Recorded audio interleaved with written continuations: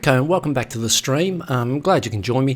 Today I'm going over, I've had a lot of requests that have come through on the comments on Twitch and on TikTok, just asking me to go over, a lot of people are asking about, they've got friends that are interested in playing chess but don't really know where to start, and so I've had a lot of people trying to ask me, particularly how to explain how the pieces work. It's hard if you've never played, if you've come from a checkers background or Monopoly or Twister or something like that, you're not as familiar with all the pieces as what a chess enthusiast is. And so can often be a barrier to entry to the game, just even knowing, really understanding the difference between the pieces. Sorry, a bit of a Freudian slip there, because I was going to say, the way I describe it to all the my young students or anybody, if someone comes into the Russell Crowe Chess Academy down there, 30-odd foot of gambits down at Woolloomooloo, I often just tell them, look, think of the chessboard as like the base of a pizza. So I often use a pizza analogy in which it's obvious really when you think about it. If you look at the board here, it looks like a large pizza. You can almost picture one fitting into the box there. And so it's easy enough to just imagine. Here, of course, makes it clearer that the pepperoni or salami or whatever that is almost looks like the black squares, and the cheese there looks like the white squares, and that's a simplified version, of course, but you can see over here on the board that it's, you could obviously think of this as the pizza, and the way in which you divide it up as well, usually into the 8 segments like that, is much like a pizza as well. And so here we are, oftentimes we're fighting out for the center of the pizza, which is where most of the ingredients are going to be. You think about the way the pizza works, let me see if I can get that up again. Most of the action here, if we think of this as the chessboard, most of the action is right in the center here, and we want to avoid the peripheries here where the crust would be, because there's less ingredients there, and you know this yourself. When you're going to eat yourself a slice of pizza, you're missing out on you're mainly taking bites from the center, because that's where most of the ingredients are. Sometimes people leave the crust. I don't. I love them.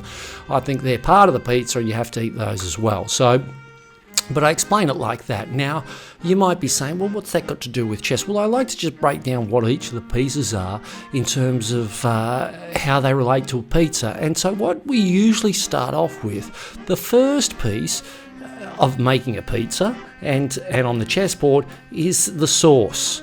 And you think about a large spoonful of sauce, and what do you want to do?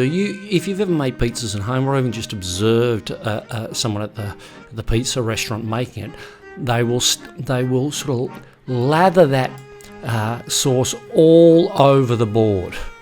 Okay, they'll put it down in like a dob down, and they'll lather that all over the board. And so I think of the pawns as like little blobs of or little spoons, I should say, of sauce. And what we're trying to do is cover the whole board with those. We're trying to push them forward and trying to spread them out over the board, keep them together, keep it some consistency, like when you're painting a wall or painting a house or whatever. You obviously just don't drop the blobs all over. Think of them like a wave of sauce coming across the board, and finally, if you're lucky, getting to the end and winning yourself a free pizza. So that's the way I think of the pawns. Pawns equal sauce, at least in this description of them. And now if we think of the other players, what are the other main ingredients on the pizza? Well, of course, you would have cheese. Cheese is a big ingredient. And I think of the hand just throwing that cheese around. Think of the way in which, if you've ever done that, it's an odd movement, isn't it, where you throw it around like this. And in that way, I think of that as being like the knights, where again, because of the nature of the knights is moving in such a way, it's the odd L-shaped movement, and much like throwing the cheese around a pizza. It's also interesting, isn't it? Because when you think about it, oh, sorry, I've picked both things there. I didn't mean to do that, and I can't get rid of it. When you think about it, if you go this way, oh no, it's closer that way. It's almost like feeding a horse, isn't it? And so you imagine you're feeding that little knight down there. But for us, we're going to use it. The cheese, you're trying to spread. You're trying to make sure you don't want it near the edges. That's the other thing with the cheese and the horse. There's no point of having it near the edges. Remember, as we were saying, what a pizza looks like here. No cheese on the edges, and that's the same with the knights. Don't want them on the edges. Want them close to the center of the board. Self-explanatory, really. Now, other main ingredient, pepperoni. Now, this is obvious, isn't it? When you when we look at this, oh, that's not it. I think I closed that window. But when we look at how a pizza looks, you can almost see the pepperoni on there as the black squares on the board. But you never really think about it, do you? That there's also the absence of the squares, isn't there? So the absence of pepperoni, I mean, and that's a lot like the bishops, where we would have the pepperoni as the dark square bishop, and then the absence of pepperoni as the light square bishop.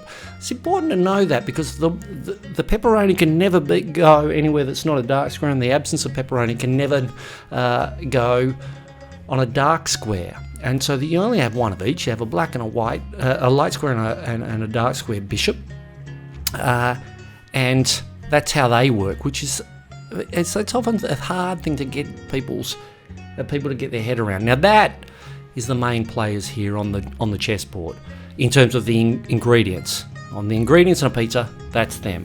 But what do you do with those once you've cooked it all up?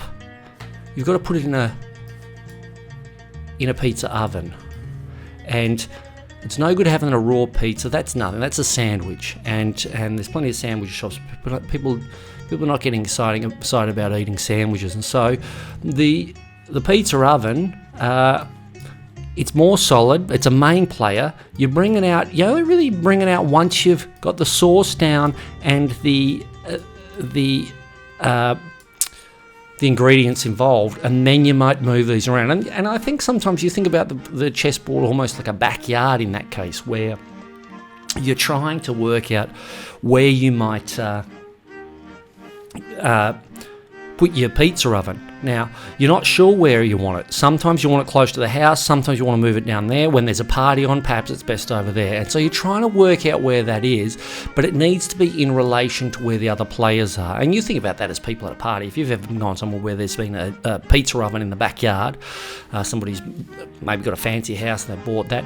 Now, the other thing with that is that oftentimes when people go to Bunnings and they buy themselves a big pizza oven like this, they think to themselves, we're going to have pizza all the time. But of course you don't. It's just not convenient. And so usually it just sits dormant until the summer months come up or daylight savings come up, and then it tends to get used all the time. And that's the same with the rook on the board. It'll sit dormant for a while. You'll get the salamis out, the pepperoni, I should say, or you put a bit of cheese and you'll have some sauce go around. Sorry, I can't move this around. Yeah, the cheese will go around, blah, blah, blah. And then now, once you've got some ingredients on the board, that's when the oven will become involved. Okay, so that's that. Now, the main players here, these have been the bit players so far. We all know who's the most important person on the board. So they say, and this is it, is the chef. Now you'll know him from, you often see him on a box like this. Sorry, on the box, you'll have the pizza chef. He's often an old Italian gentleman, very happy with the pizza, and that's important because remember, it's just a game. Chess is just a game, so be happy about it. But the older Italian gentleman is the king, and in a way, he's the most powerful person on the board because he represents the owner of the restaurant. So he represents more like the idea of what pizza is, but he's old and slow, and for the most part, he sits around not really doing anything. except right at the end, maybe at the end of the night, you can think about he might come out and talk to some of the guests and see some of the regulars and talk to them about if they enjoyed their meal. But he is the face of the game. He's the face of the restaurant in the pizza world, and so he is important on the board as well. Or they, I should say.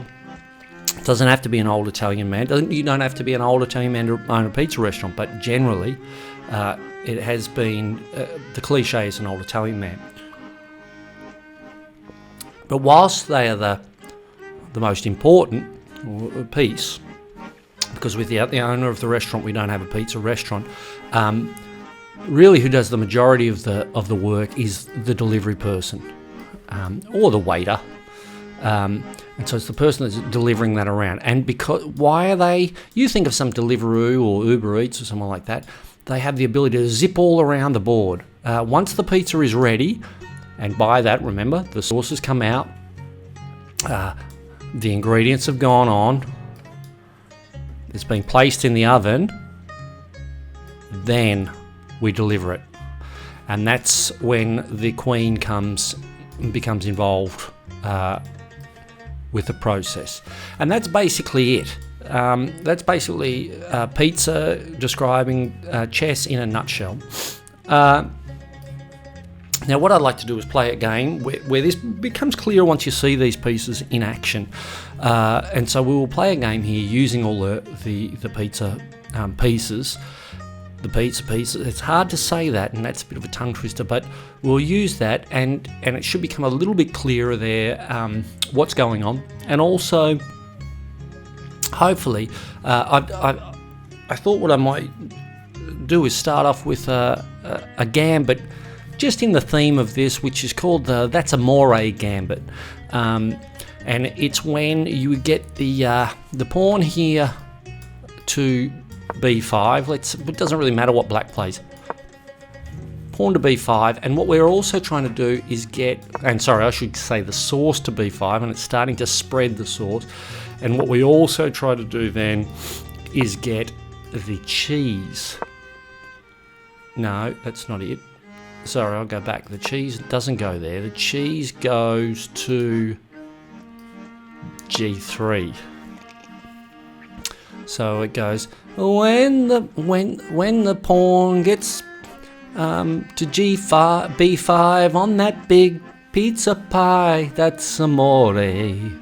When the knight hits g3, I can't remember exactly how the song goes, but that's it. This is the sort of structure we want. The main thing, of course, is just we're going to try and get that pawn there to b5. Anyway, that's going to be That's a More Gambit, and we'll see how we go. Hopefully that works out. Okay.